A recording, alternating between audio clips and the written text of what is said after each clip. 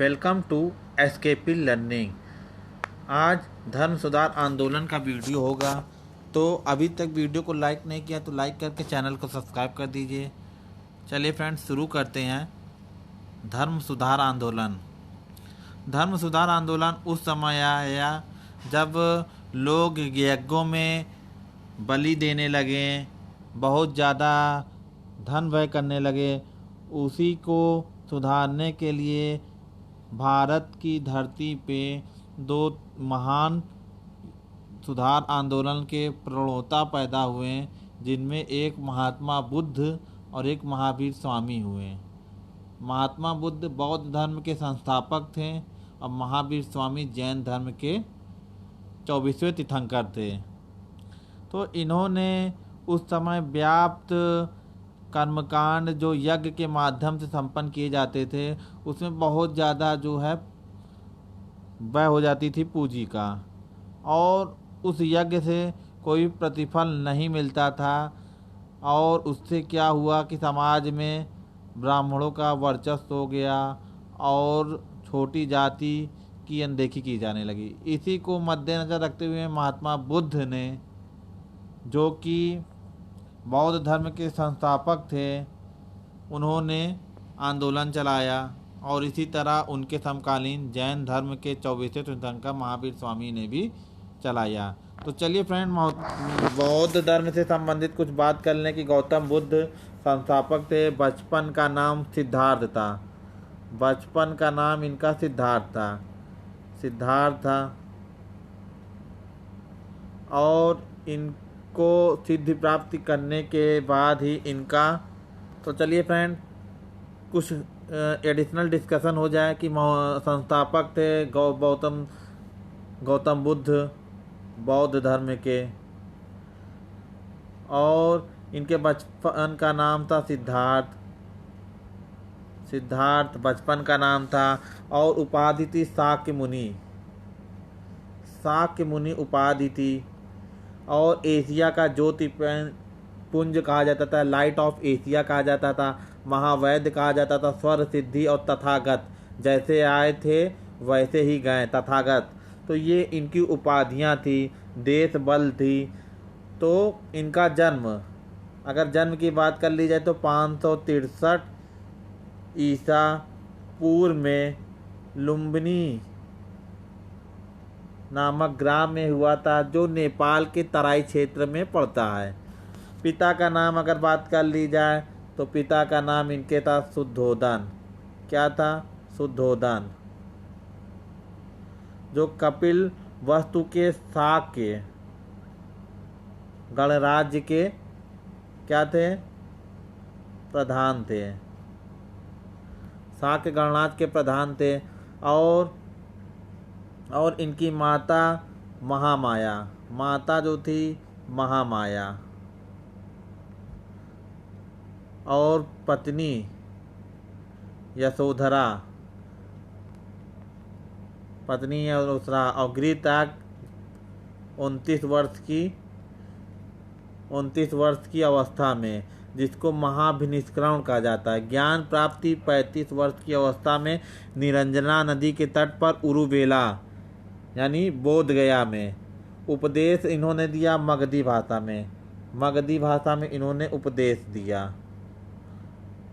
धर्मचक्र प्रवर्तन क्या कहलाता है? यानी सारनाथ में इन्होंने जो प्रथम उपदेश दिया। तो फर्स्ट जो इनका उपदेश था वो सारनाथ में ऋषिपत्तनम के मृगदांव यानी सारनाथ में, जो बनारस के निकट उत्तर प्रदेश में पड़ता है। तो कुल प्रचार वर्ष इन्होंने 45 वर्षों तक किया। प्रथम वर्षा प्रवास यानी सबसे पहले ये सारनाथ में गए, अंतिम वैशाली में गए, और यहीं पे इनका क्या हो जाता है? महापरिनिर्वाण यानी मृत्यु हो जाती है। 483 में इनका मृत्यु हो जाती है। और बैसाख पूर्णिमा का विशेष महत्व होता है, क्योंकि इसी समय भगवान बुद्ध के ज्ञान प्राप्ति, महापरिनिर्वाण आदि हुए। इसी कारण बैसाख पूर्णिमा को क्या कहा जाता है? बैसाख पूर्णिमा को बुद्ध पूर्णिमा भी कहा जाता है। बुद्ध पूर्णिमा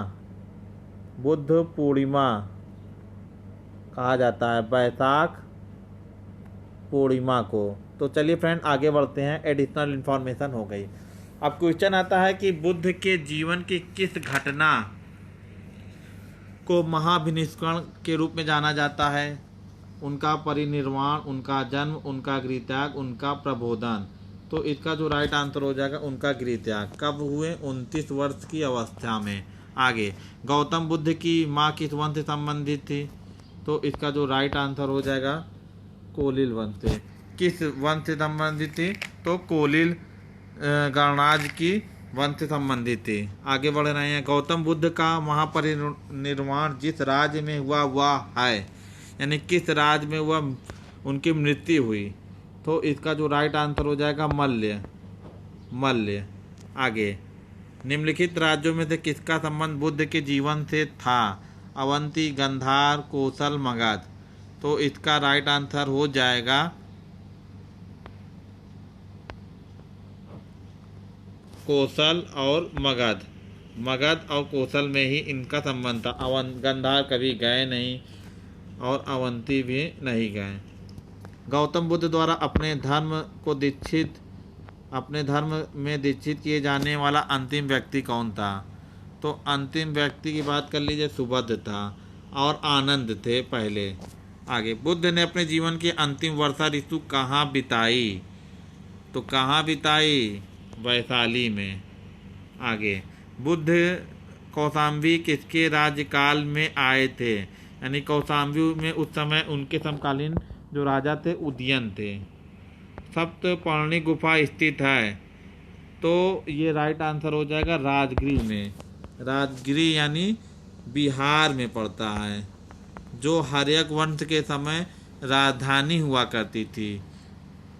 आगे, निम्नलिखित 4 स्थानों में हुई बौद्ध संगीति का सही कालक्रम नीचे दिए गए कूट से ज्ञात करिए। पहली बौद्ध संगीति कहाँ हुई? वैशाली, राजगीर, कुंडलवन, पाटलिपुत्र। तो ऑप्शन अगर मिलाने को आ जाएगा तो इसका जो राइट आंसर हो जाएगा डी। क्या हो जाएगा? डी। देखिए, राजगीर में हुई थी अजातशत्रु के समय में, वैशाली में हुई थी, फिर कुंडलवन में हुई थी, पाटलिपुत्र में हुई थी, फिर कुंडलवन में हुई थी। 2 1 3 4 3।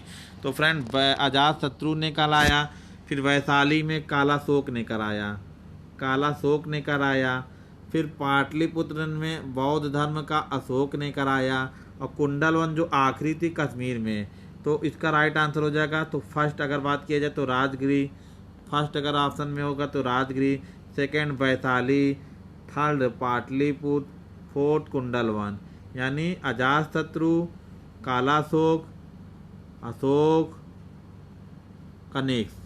आगे, बुद्ध के जीवन की 4 महत्वपूर्ण घटनाओं और उनसे संबद्ध 4 स्थानों का नीचे उल्लेख है। यहाँ 2 स्तंभ 1 और 2 में अंकित कीजिए। तो देखिए कौन कौन सी उनके जन्म से संबंधित। देखिए, अब इसका का मिला जाए जन्म हुआ था लुम्बिनी में। कहाँ हुआ था फ्रेंड? जन्म हुआ था लुम्बिनी में। ज्ञान प्राप्ति बोध गया में। ज्ञान प्राप्ति हुई थी बोध गया में, यानी जन्म हुआ लुम्बिनी में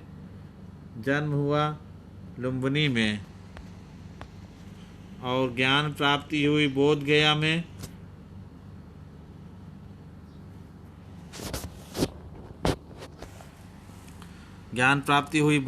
में। प्रथम प्रवचन दिए सारनाथ में और निधन हो गया कुशीनगर में। तो मिलान अगर किया जाए तो इसका राइट आंसर हो जाएगा फ्रेंड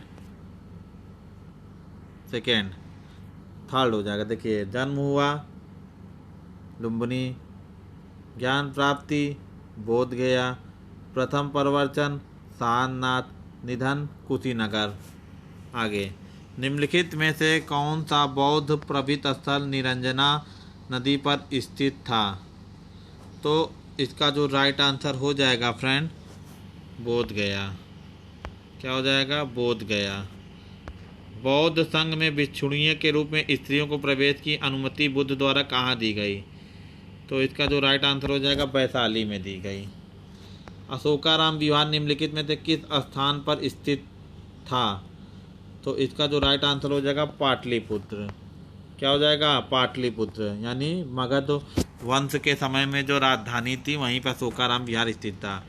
आगे, वह उस यह स्तूप स्थल जिसका संबंध भगवान बुद्ध के जीवन की किसी घटना से नहीं रहा वह है। तो इसका जो राइट आंसर हो जाएगा सांची। सांची का जो है इस घटना संबंध नहीं। सारनाथ में उपदेश दिए, बोध गया में ज्ञान प्राप्त की, कुशीनगर में महापरिनिर्वाण हुए। आगे, सारनाथ की भूमि स्पर्श मुद्रा वाली प्रतिमा कालांकित है, यानी किस काल में मिली है? तो कुषाण काल, गुप्त काल, वर्धन, राजपूत काल। तो राइट आंसर हो जाएगा गुप्त काल में मिली। चलिए फ्रेंड, निम्नलिखित कथनों पर विचार कीजिए। दक्षिण भारत के इक्ष्वाकु शासक बौद्ध मत के विरोधात्मक थे। पूर्वी भारत में पाल शासक बौद्ध मत के समर्थक थे। तो इसमें से सही है, तो कौन सा सही है वो बताना है। तो इसमें सही हो जाएगा पूर्वी भारत में पाल शासक बौद्ध मत के समर्थक थे। यानी अंतिम रूप से बौद्ध धर्म को जो समर्थन दिए वो पाल शासक थे, जो बिहार के थे, बंगाल के थे। निम्नलिखित में से किसने प्रतिपादित किया कि भाग ही सब कुछ निर्धारित करता, मनुष्य असमर्थ है? तो आजीविका संप्रदाय ने ही बताया कि भाग सब कुछ डिसाइड करता है। आगे, श्रवण बेलगोला में गोमतेश्वर की विशाल प्रतिमा किसने स्थापित की? तो राइट आंसर हो जाएगा चामुंडा राय ने। कर्नाटक में स्थित है।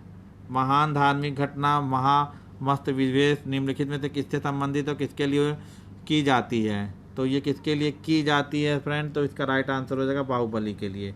आगे, निम्नलिखित में से कौन सा प्राचीन भारत में शैव संप्रदाय था? तो शैव संप्रदाय था प्राचीनतम। तो इसकी बात कर ली जाए तो मत्तमयूर प्राचीनतम, प्राचीन भारत में शैव संप्रदाय था। नैनार कौन थे? नैनार थे शैव। अलवर कौन थे? अगर पूछ लिया जाता है अलवर कौन थे? अलवर कौन थे? तो अलवर ये थे वैष्णव, और नैनार शैव।